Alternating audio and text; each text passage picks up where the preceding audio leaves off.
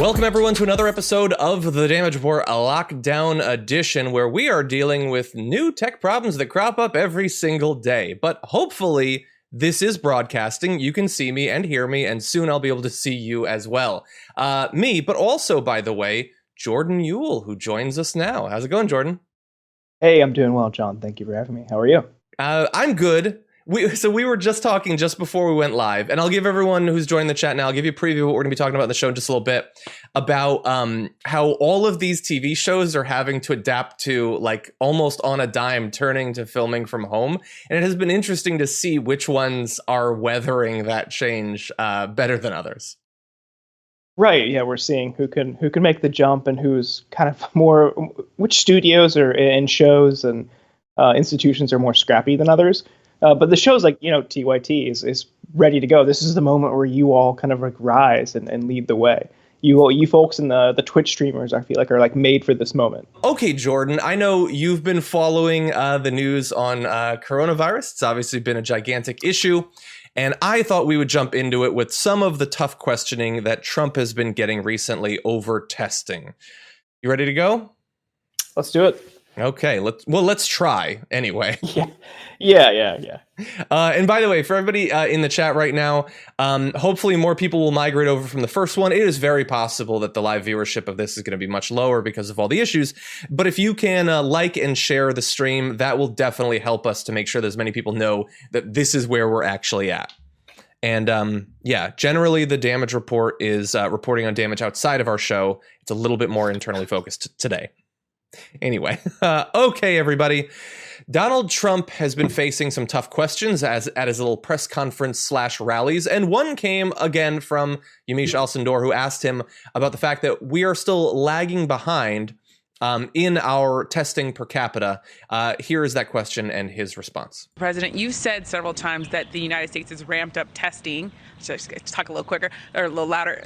Mr. President, you said several times that the United States has ramped up testing, but the United States is still not testing per capita as many people as other countries like South Korea.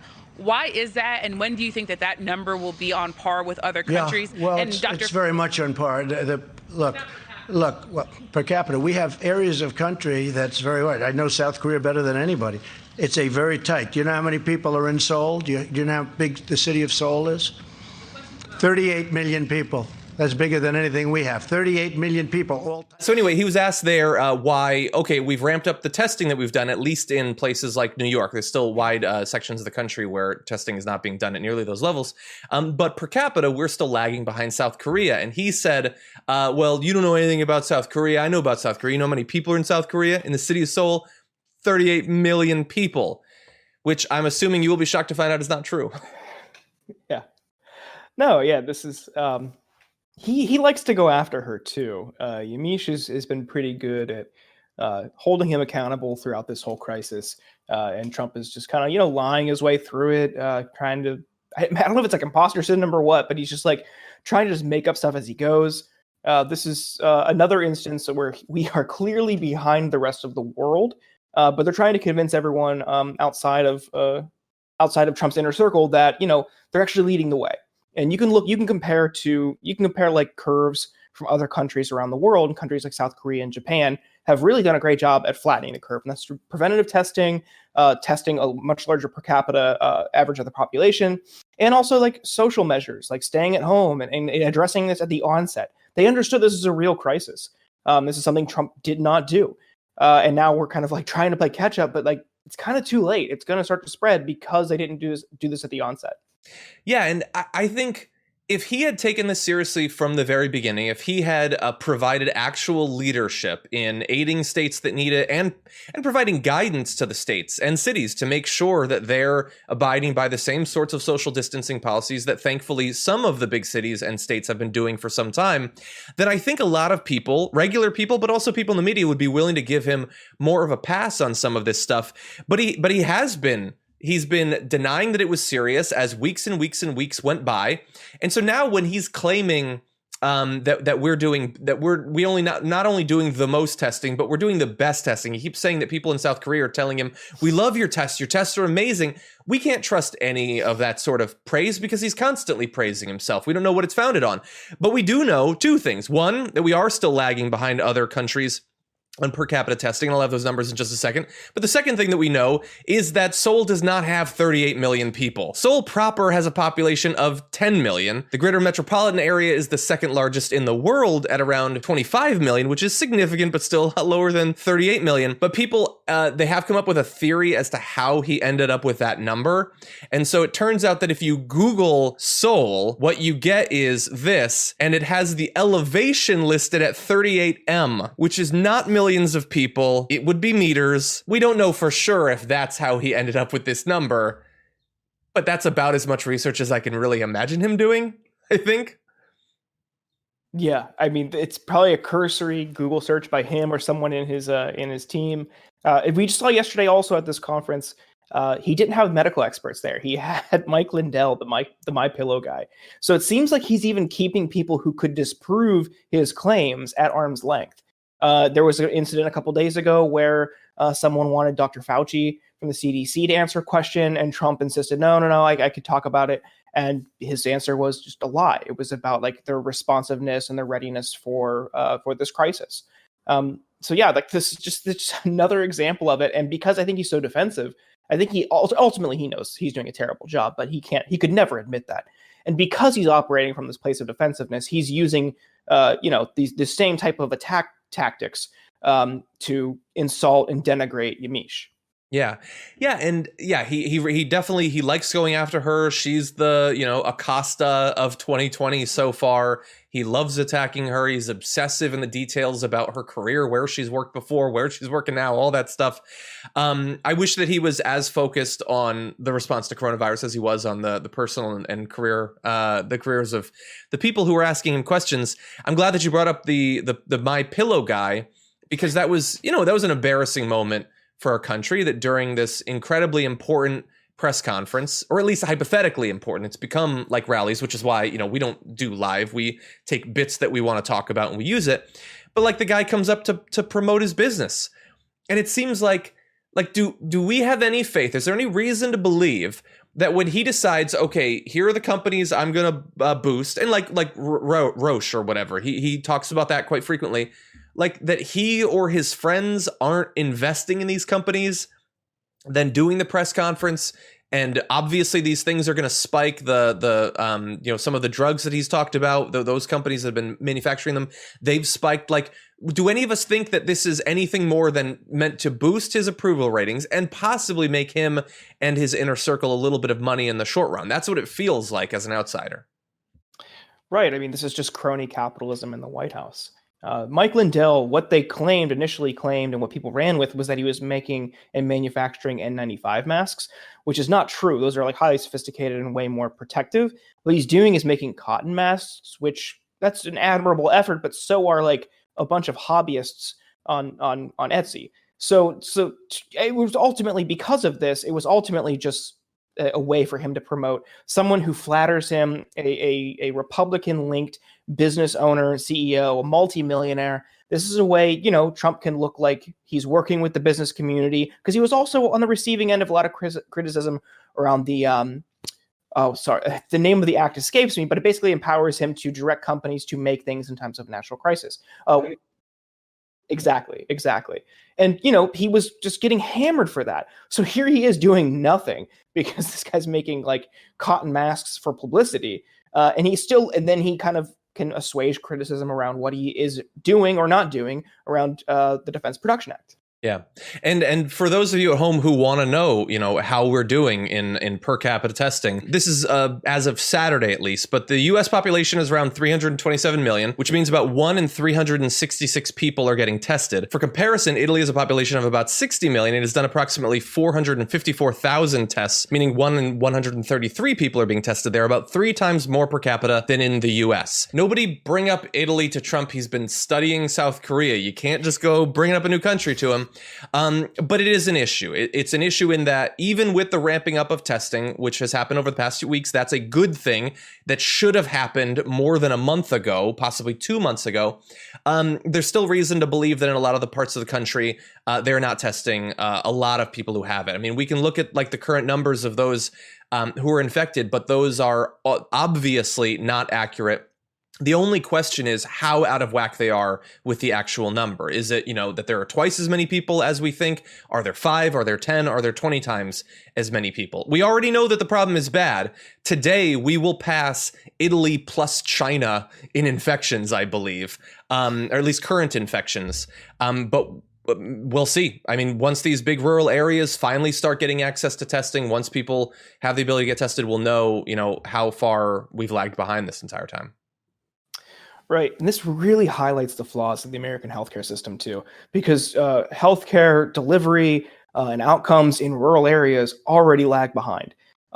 Because, when you have the profit motive directing these institutions, there's no real incentive for them to go out into sparsely populated rural areas and build a nice state-of-the-art healthcare facility, because the return on investment just isn't there for them. So when you have people treating healthcare as a business, that's that's the end result. So now we see how that manifests in a time of a global health crisis. It's important to remember as we deal with this collectively that everyone should be treated equal in a healthcare system. Everyone should have the same standard of care. Like that shouldn't be an outlandish, extreme concept. So I do hope people understand that. I'm sure your viewers do.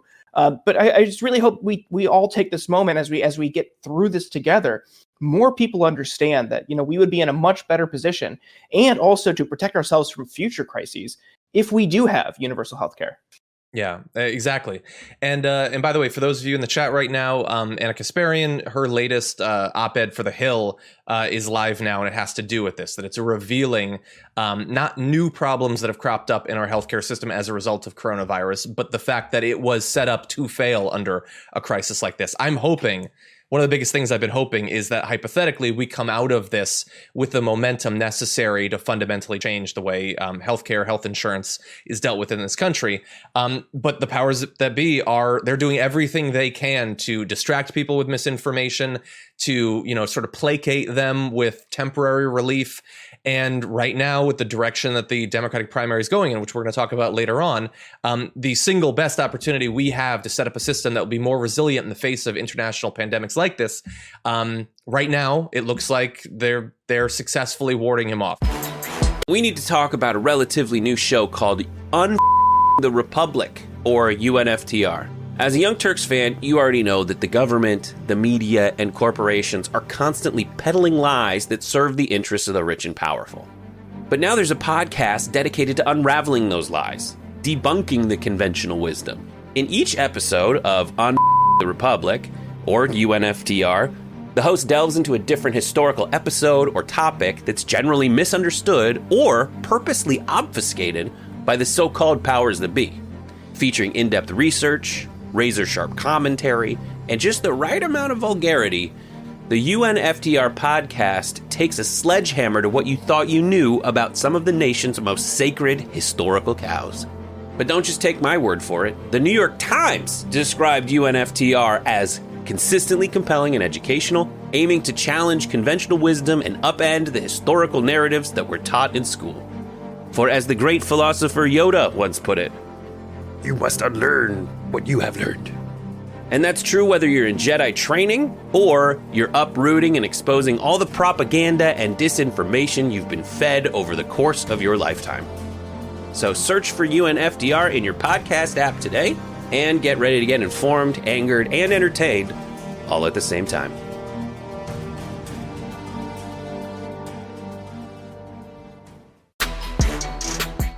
Since the beginning of this coronavirus pandemic, both Donald Trump and Fox News have been reliable sources for unreliable information about the disease, about the response. Now, some of those sources, like Sean Hannity, have backed off of some of the myths that they were spreading.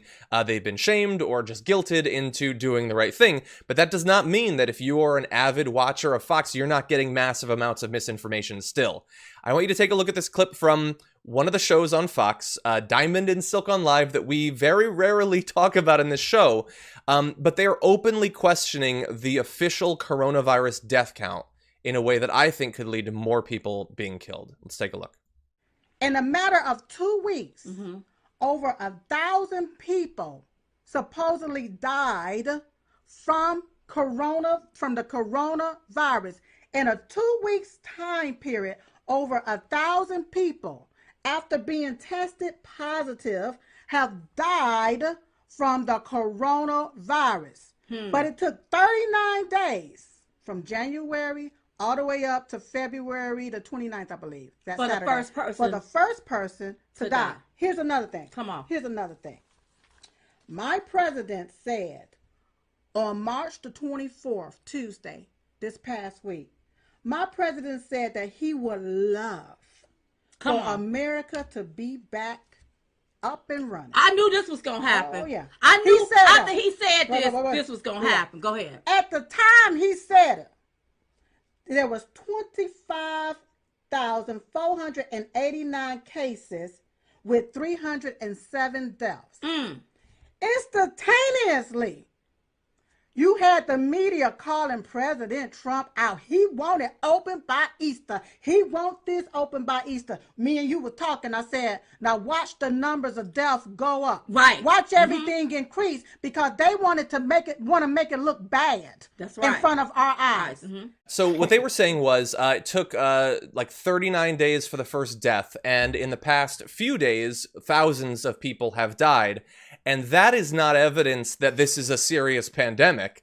That is evidence that the numbers are being falsified. And they specifically said that when Trump said he wanted to reopen the economy, whatever that means, on Easter, then all of a sudden the numbers start to go up.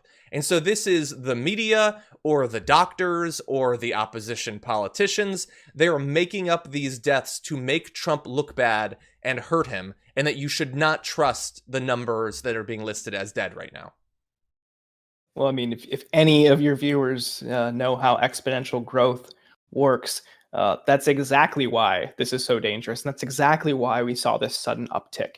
I'm sure they're well aware. This is just epidemiologists and experts in infectious diseases have been warning about this. That's why this is so dangerous. That's why people at the onset were saying, please stay inside, please help flatten the curve, because this is exactly what it does. But it's cracking me up this week because these people who are trying to claim that it's we're inflating the death numbers here, we're inflating the infection count here to make Trump look bad, are at the same time arguing that China is intentionally keeping their numbers low. So it's a problem in China somehow, but it's not a problem here. I cannot reconcile those two things. The cognitive dissonance there is just astounding.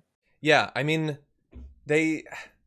So like I said in the beginning, some of them, like Sean Hannity, now he's like tripping over himself to present himself as someone that takes us seriously. He broadcast his show yesterday or last night from like the dock with the hospital ship Comfort in the background because he's taking it seriously when he was calling it, a myth and it was being made up by the media just literally weeks ago.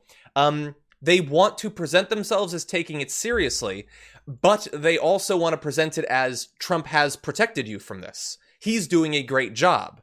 But those things are inevitably going to butt up against each other, and it's going to be difficult for some of them to present sort of a narrative that can be followed that fits in that very narrow line there. Diamond and Silk, I don't generally watch them. I don't generally care what they think about politics, but I know that they're very popular on the right. Their live shows are very popular. Trump has endorsed them multiple times and brought them to his rallies. And think about if you're on Fox Nation and you're watching that show, you see what you trust them. You believe them. They're talking about the fake news. So we just hit, let me see the numbers. We've got more than 12,000 new cases reported today. We've passed 3,400 dead, more than 9/11, more than Hurricane Maria, a gargantuan number of people, or at least that's what the hospitals say. Who can actually say? Who knows for sure? So if that number gets to 10,000 dead, or 50, or 100,000 dead, and you're a fan of Diamond and Silk, what are you going to think about that number? Are you going to believe that Trump has done a bad job, that the response was inadequate, or is it just more propaganda? So yeah, I mean, there's a couple things at play here. First, we have to remember early reports, as this was starting to emerge in the United States.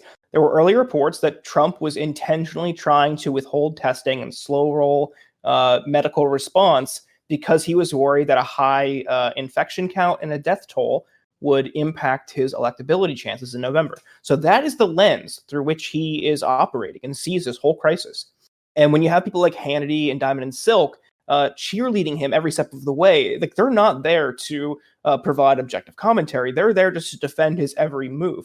And I think it's going to be disastrous when we look back retroactively at what they did. I think Fox News is totally on the hook and liable for misleading millions of people about the severity of this crisis. That is extremely dangerous. So I'm certain my former colleagues at Media Matters are recording every single thing that they say on Fox about coronavirus, and will fight them tooth and nail on that, because they need a pound of flesh for what they did. Yeah, and in the same way, there's been some great ads of Trump statements, like sort of mashed up against the number of infections, but people are going to put those together for Sean Hannity as well, and Laura Ingraham, and Trish Regan's gone now, but you could throw her into that too. Like Fox, I know. So I said recently that Sean Hannity apparently is backtracking, and he seems like he must feel guilty. And a lot of people responded to that post saying he has no ability to feel guilt. But I wonder, like, now that he sees the numbers of people who are dying, he knows what he said. Does he feel bad? Does he feel like that was a dereliction of his duty to his audience? Did he abuse them, making it more likely that they would not shelter at home, that they would, not take this seriously? Like, some people will have become infected. Some people will die as a result of this. There's a reason we're still packing the beaches and are still packing churches in some areas. It's because the media that they go to for their knowledge about the world has told them that this is, maybe China's got it bad, but it's really just the media's hyping this thing up, and they want to hurt the economy. Like, do you want to be a part of that? Do you want to be part of this left-wing plot to hurt Donald Trump? I wonder. I will never know, but I wonder if he does feel guilt for what he did, if all of them do. Right. For a lot of people, there's this invincible mentality, like this, it can't happen to me type approach. And I think that's because I've been thinking about this a lot lately. And I think it's just because we and our generation specifically, we really haven't felt a collective struggle here. Sure, 2008, the financial crisis was pretty severe, but it was nothing compared to like the Great Depression or, the pandemic in 1920. So the older generations had that sort of collectivism because they went through some pretty tough times at the early 20th century. But the boomers, Gen Xers, millennials really haven't had that same type of struggle. Wars haven't been fought here like there are the rest of the world, like throughout the rest of the world. 9/11 was pretty catastrophic, but it wasn't like a nationwide thing. It was pretty isolated, and then the response we were totally detached from through jingoism and imperialism. So we don't have that sort of reference point. But now we're starting to live through it, but people cannot accept it. Life has been pretty good for millennials and Gen Xers for the most part. They really haven't had any sort of huge, colossal setbacks like this. So this is the first time people are starting to reconcile with it and deal with it. And I think they're just in the denial stage. But for so many people, and I think we might see this with Sean Hannity and some of these cheerleaders on the right, issues like this don't really impact, like they don't sympathize with these issues until it impacts them directly. And I think we saw a slight turn from Trump in his press conference yesterday, where he talks about a friend who has it now. And his tone and demeanor was totally different than how he's talked about it in the past. So I think maybe once it impacts these people directly, they'll start to take it seriously. That's interesting. I didn't see that section of it. I'm going to have to go and look for that.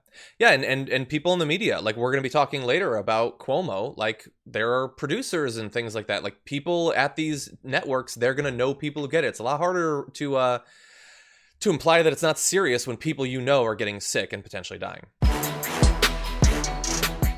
One of the sets of crises that we have been anticipating is when coronavirus begins to run rampant through detention facilities. We've already seen that Rikers has an explosion of cases. More than 3% of the individuals currently locked up are apparently infected with coronavirus.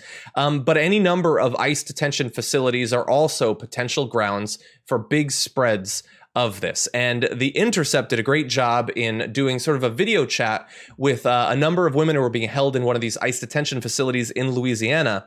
And with that video, they were able to tell the story of what's happening to them in a format that has become quite popular during the coronavirus. So take a look at some of this video.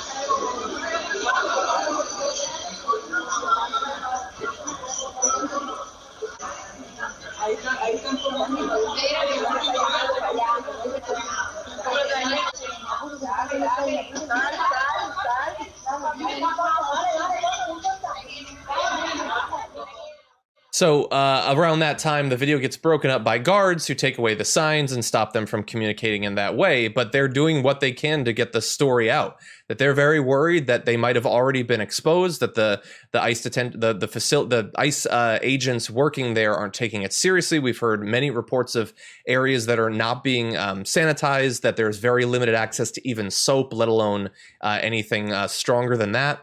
And so, if I were one of these women, I would be absolutely terrified about what would happen if it turns out that it was coronavirus and that other people might have been exposed to it. Yeah, I mean, this is ICE is just a group of jackbooted thugs, like just Trump's brown shirt brigade. The way they treat undocumented people is so inhumane and callous and archaic. It's reprehensible to think about that this is something that we allow willingly in our country. My heart goes out to people who are in these situations because 99.999% of them who try to come here or are seeking refuge from violence, from cartel violence, from spousal abuse. They are here because they want a better life. They pose us no harm, no threat. They just want to be part of our country and contribute as best they can. And now, in a time of global crisis, they're treated like subhuman. They are treated like dirt, and it's truly grotesque. This is something that I feared, and many people feared as this started to bubble up, as the pandemic started to grow, because you knew incarcerated people and undocumented people were going to be the last to receive care or be treated well. And I think this is truly this is a dark spot on our country right now. That this is something that people are turning a blind eye to. We have to be vigilant. We have to treat them as equal, as full human citizens, and just treat them with dignity, love, and respect. Yeah, I couldn't agree more. I remember this is probably about a week and a half ago when one of the efforts that some, I believe it was governors at that point, were taking was releasing some people from prison or being like the temporarily lockup. Like if they were there, they couldn't pay their bail or whatever, releasing them so that you would alleviate some of the overcrowding. And I remember people like Tommy Lauren attacking that, saying like that it's ridiculous that at this time we're going to be like they want to see these people packed in there. Like anytime anyone advocates for them to save their lives, to extend the vote to them, Bernie Sanders got attacked for that last year. The idea is no, they have trespassed and they have no rights whatsoever. Any suffering that they have to deal with, that was their choice when they broke the law, however unjust that law might be. And now, like hypothetically, we're still at the beginning of this. We could help these people, but it doesn't look like that help is going to come. I don't remember a lot of discussion during, in the Senate about how we're going to protect these people. especially when, like, this facility where the women were run by a GEO Group, private prison corporation. So if they can protect these women and make less money doing it, is that something that they're going to do? Nothing about the GEO Group, from my experience, leads me to believe that they're going to do that. And so, like, people are going to die as a result of this. They're going to get sick. Some are going to die.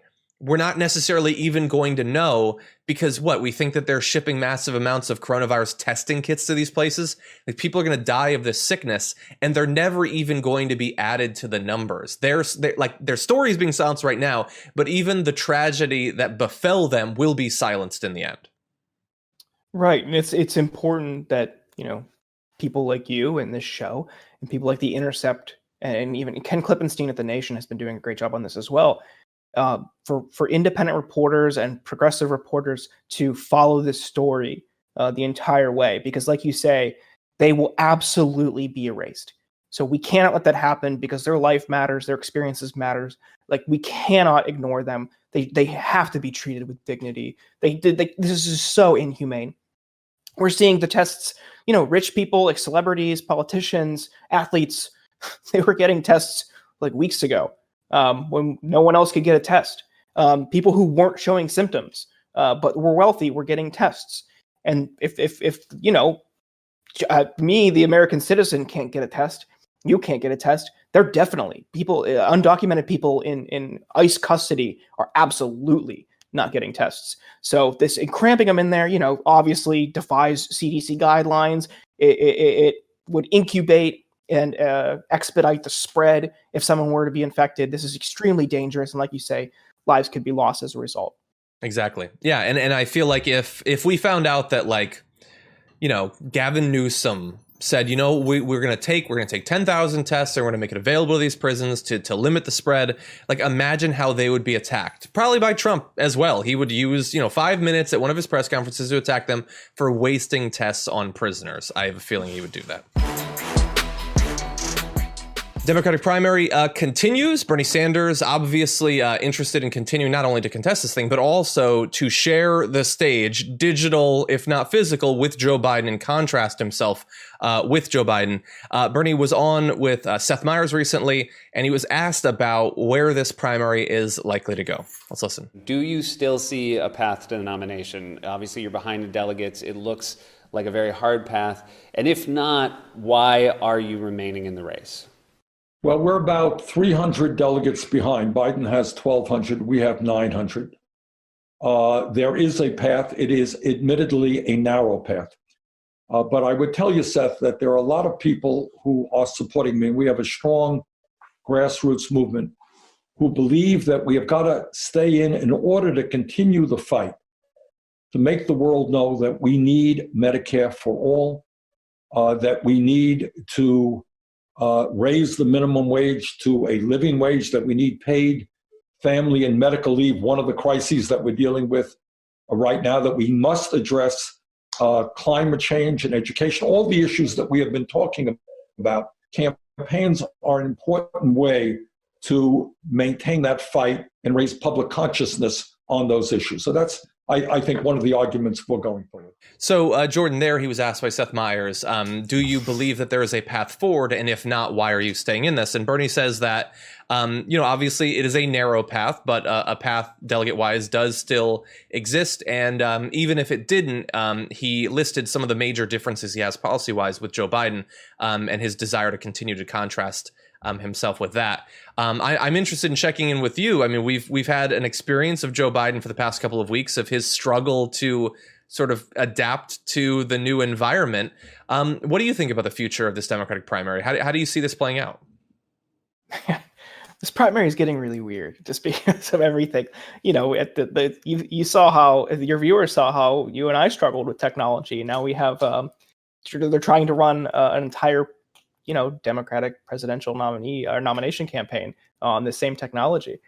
So it's pretty interesting to watch. But I think a lot of people need to understand that the Sanders perspective, and he wrote about this in his book, Our Revolution, that when it became clear he was not going to beat Hillary in the primary, he saw that as a moment to help shift the platform left. And what people need to understand is, at the convention in the summer, they devise a formal platform. And Sanders was, his mission was to help get some of his ideas into that platform. So I think he's just going to do the same thing. And I think he's been extremely cautious and not trying to kneecap Biden. He's not trying to go low. We saw some pretty stark contrasts drawn between him and Biden in the last debate. And I think these are important because when we don't have a challenge to the front runner or the presumptive nominee, it's very easy for them to coast and not really understand what the growing demands are.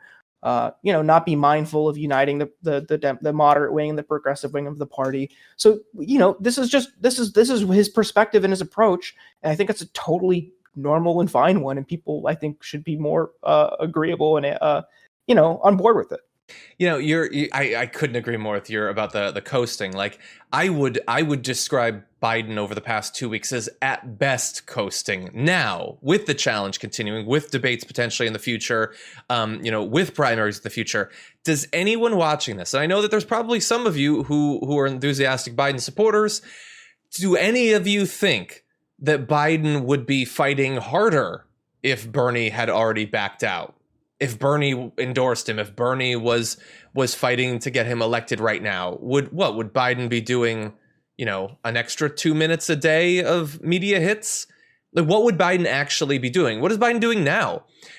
This primary has become it started off very exciting once we got into the actual voting for obvious reasons, and it has become incredibly frustrating because we are saddled with a candidate who in some ways, I would say objectively, I think in some ways is better than Hillary Clinton.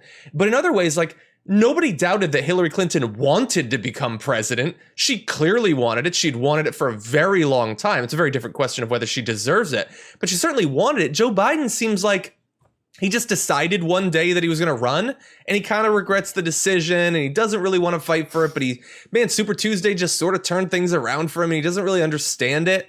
It's very frustrating to watch when we have this emergency, which is making it so clear who we need as the candidate, that right now we have someone who instead is just sort of like, is just hoping to just make it to election day and maybe squeak past the finish line. And that's about it. That's the most that I can expect from him right now.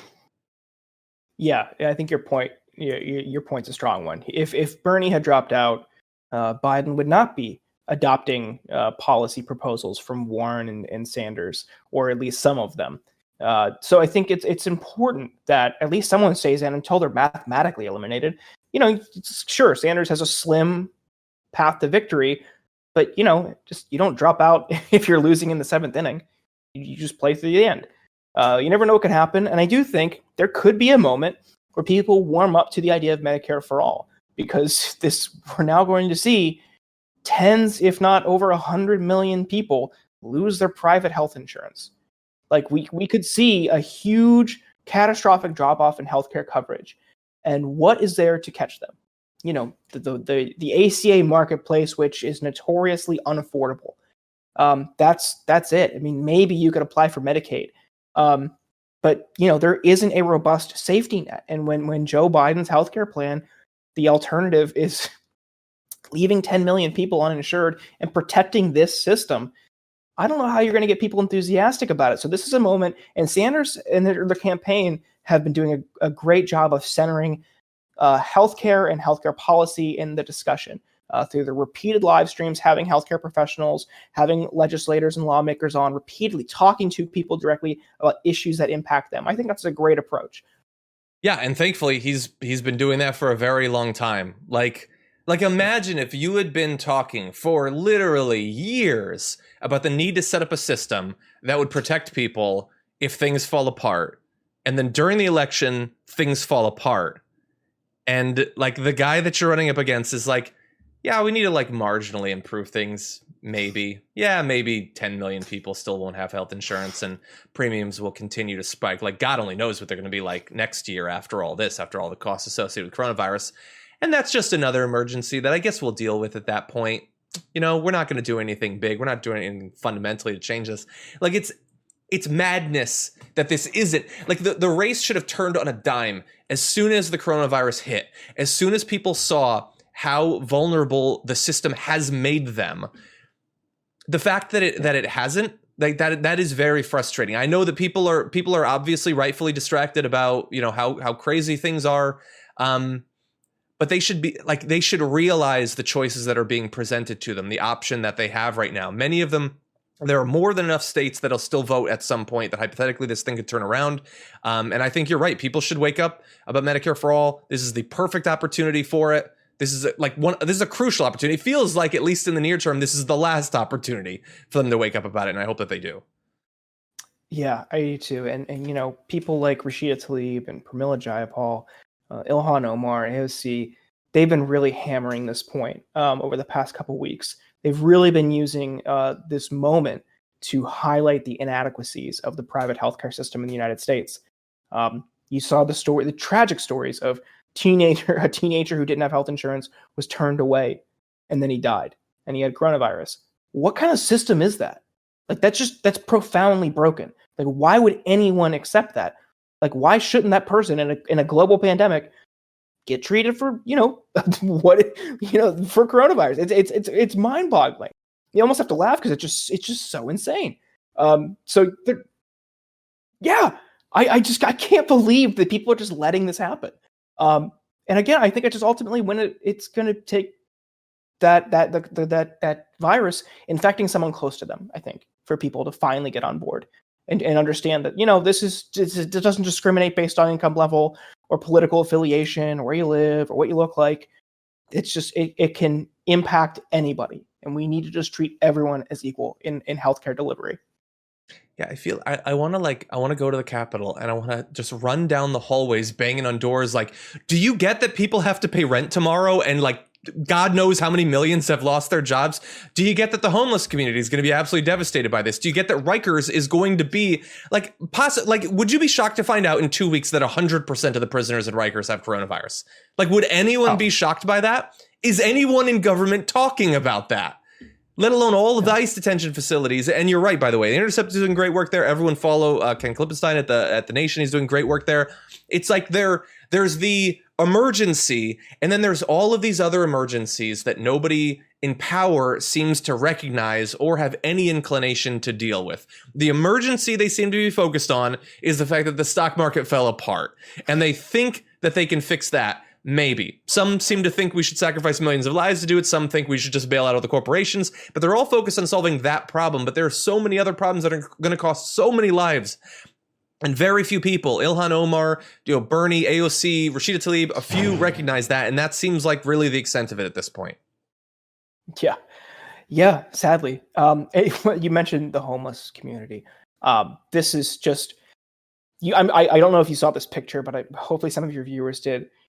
There was a picture in Nevada where some local authority or agency had painted lines on a parking lot, John, and told the people experiencing homelessness, here, just sleep in these lines on this concrete slab in this parking lot so you can observe social distancing. In Las Vegas, a city with now thousands of empty hotel rooms, just a couple blocks away. Even in a time of global crisis, people are still unwilling to treat people experiencing homelessness as full humans. Unbelievable. Yeah, the government could pay to put them up in the hotels and have food shipped to them, like to make them sleep on concrete. And I looked at that picture. I don't even think those spots are 6 feet apart. I don't even think that would do literally anything. And if you're in the middle of it, you have to be stepping over. It's like... It's worse than doing nothing, because it implies that you recognize that there's a problem, but your solution won't protect people and kind of spits in their face at the same time. It's worse than disinterest. Okay. Yeah. It's an industry that the hospitality industry in Las Vegas is just so predatory and corrupt. I mean, just like it's just built around taking your money and bankrupting people, and the system is completely rigged. And even in this moment, they still can't afford to be even just slightly generous to like help these people out. Just so cruel. Breaking news this morning, Chris Cuomo of CNN, the latest high-profile figure in America to apparently come down with coronavirus, which he let us know about on Twitter with this message. So, in these difficult times that seem to get more difficult and complicated by the day, I just found out that I am positive for coronavirus. I've been exposed to people in recent days who have subsequently tested positive, and I had fever, chills, and shortness of breath. I just hope I didn't give it to the kids and Christina. That would make me feel worse than this illness. I'm quarantined in my basement, which actually makes the rest of the family seem pleased. I will do my shows from here. We will all beat this by being smart and tough and united. And so, look, a famous person, a person in media getting coronavirus is no more important than any individual. But for anyone who gets it, I feel terrible. It was kind of a funny way that he spread it to everyone, but obviously, you know, hope that he recovers and that his family wasn't exposed to it. Yeah. I hope he's okay. I hope no one else got it. But yeah, you know, again, like we said earlier, it doesn't discriminate. It could impact and infect anybody. So we need to be mindful. We need to practice social distancing. And it was probably tough for him. I think he probably had to go into a studio up until recently. I know CNN has transitioned to broadcasting from home, and it's so interesting to see. Circle back to where we started with. It's so interesting to see who can handle this transition. TYT's doing a pretty good job overall. I think maybe some hiccups here. Well, the beginning of this stream wasn't a great example of it necessarily, Yeah. but we're doing okay. We're doing okay. Yeah, I hope he's okay. I hope Chris is okay. Yeah, exactly. And so when I first saw this, an article about him being infected, I did like the share to Twitter thing, and it spread it out. And a bunch of people were like, you know, like implying that it's good or whatever. And like, okay, if that's your response to someone getting coronavirus, unfollow me on Twitter. Like, don't reply to my tweets if you think it's good. I don't want anyone to get coronavirus. I don't want anyone to die as a result of this. I thought we were all unified by that thought, but apparently no. And in particular, like, I'm going to try to appeal to some people who are probably fundamentally irrational. Yeah, I get he works for CNN. CNN's got a lot of issues. I don't agree with Cuomo on a lot of things. He does bring progressives on his show, and I think he tries to keep an open mind on a number of different topics. And those two things are not something that all people on CNN or MSNBC do. So maybe let's try to be a little bit nicer and recognize that this is a human who is sick and is worried that he might have spread it to his family and that his family might get sick or possibly die. Let's have a little bit of empathy, I would say. Yeah, I read the room, folks. Not really the time to cheerlead. It's, you know, people want to be edgelords. That's their choice. But you know, just you would hate it if one of your friends or family members got it. You know, extend the same empathy to other people. Exactly. Well, one last thing on the watching all the shows adapt to this. Do you watch John Oliver at all? Did you see his most recent one from home? I don't. It looks pretty good. Sounds pretty good. I don't know if you've seen Trevor Noah's shots.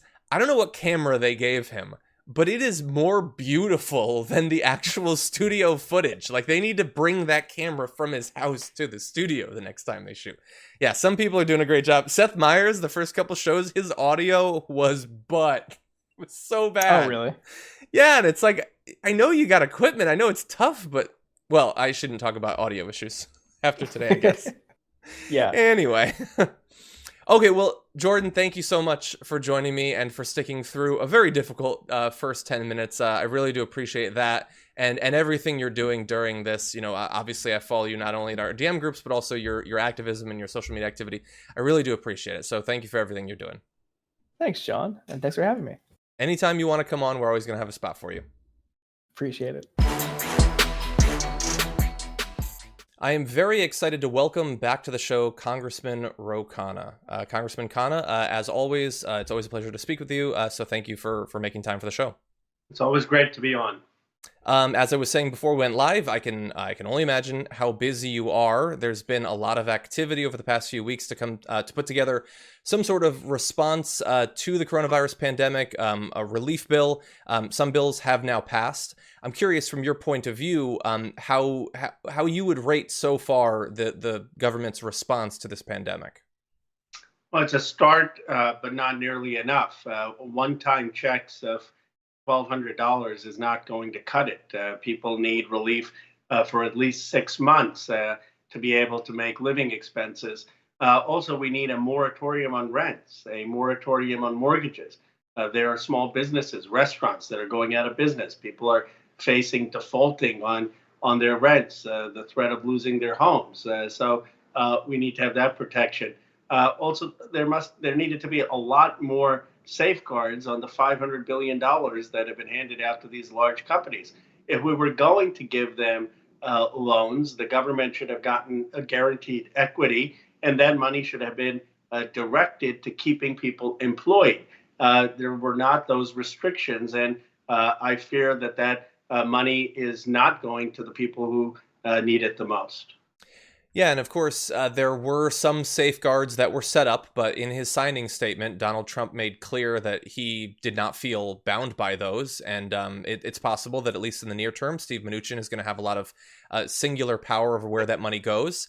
I know that Representative Ocasio-Cortez, she mentioned how difficult the position that she and other progressives were put in, where they want to provide relief for the American people, and you rightfully pointed out some communities that are still being left behind, and yet there's this huge sum of money. So what do you do in that position? Do you feel like your arm is being twisted into supporting some things that you don't agree with?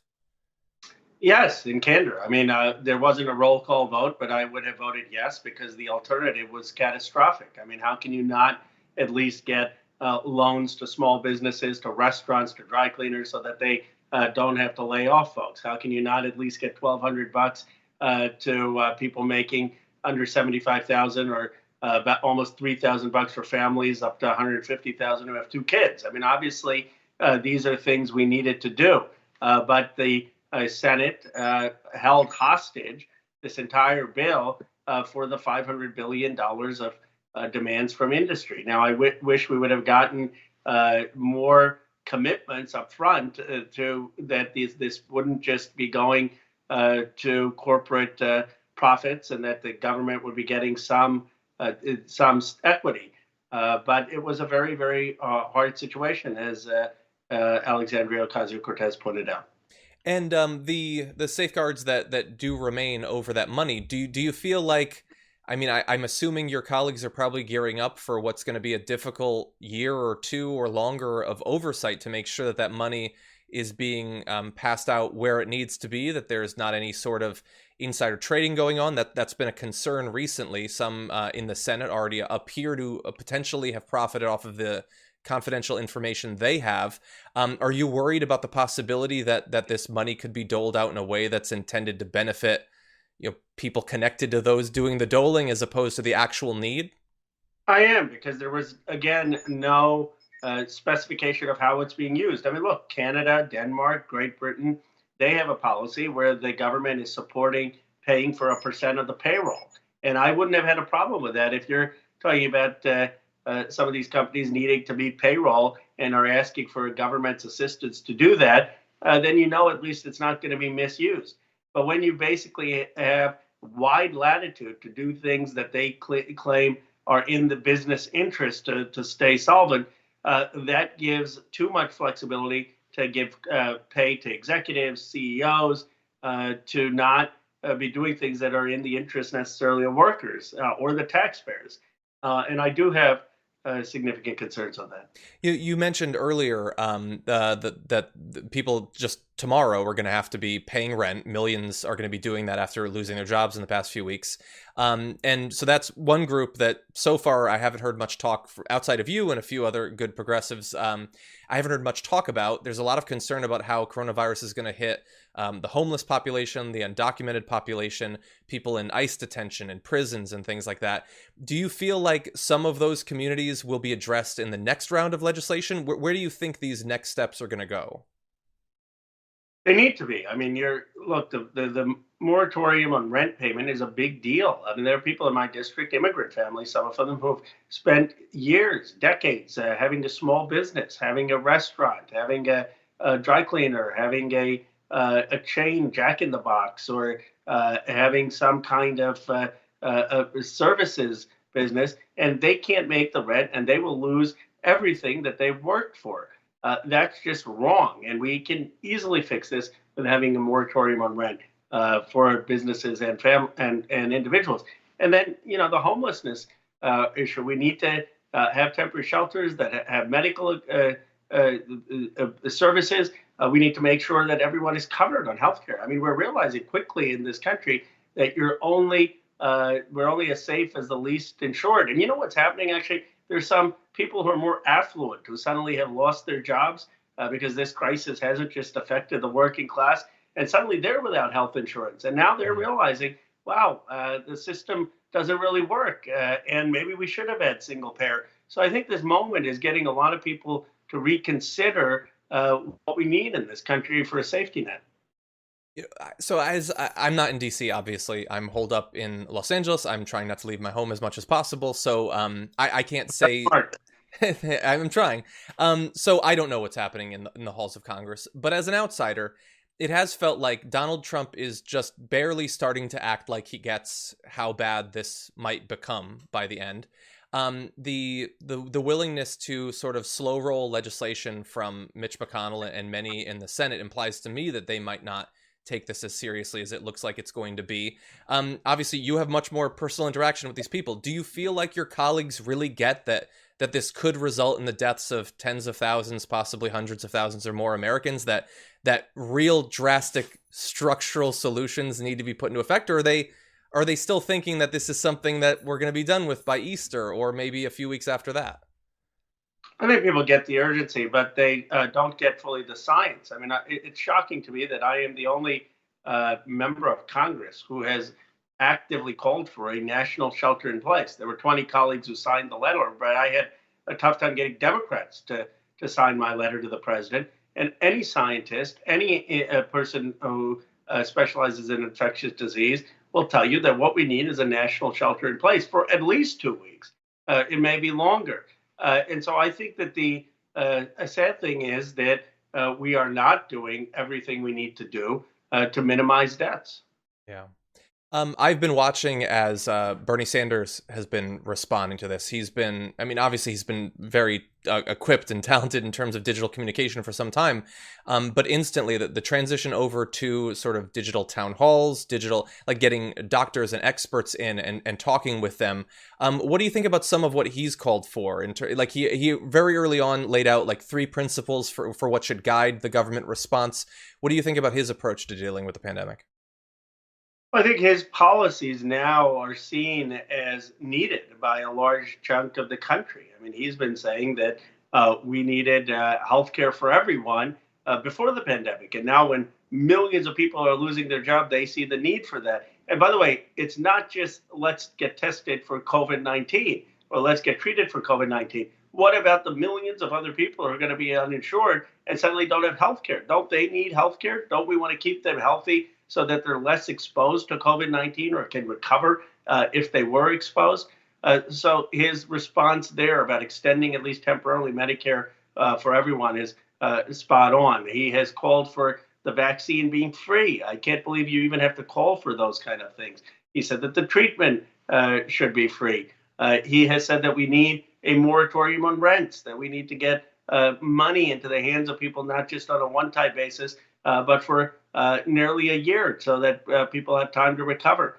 So I think what this crisis has shown is that the fragility of our economic system. There are those of us who have the opportunity to work remotely in the comforts of our home.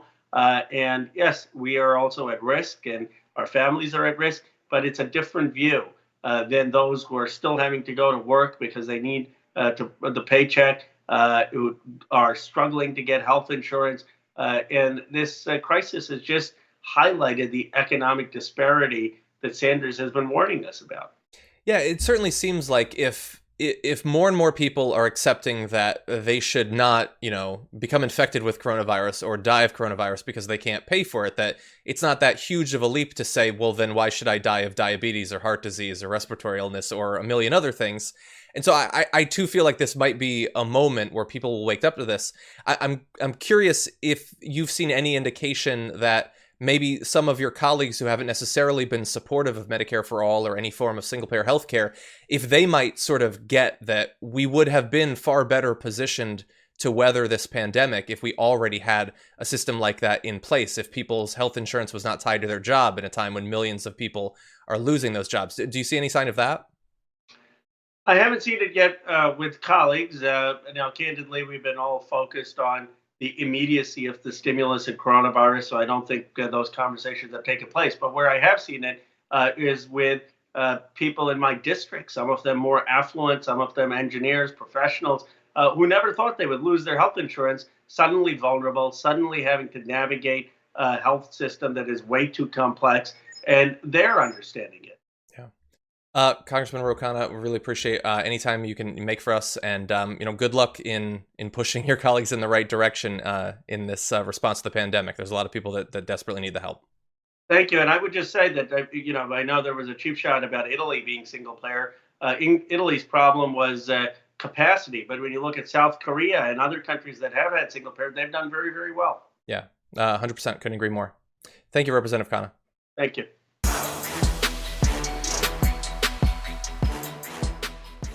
Thanks for listening to the full episode of The Damage Report. Support our work, listen ad-free, access members-only bonus content, and more by subscribing to Apple Podcasts at apple.co/TYT. I'm your host, John Adarola. I'll see you soon.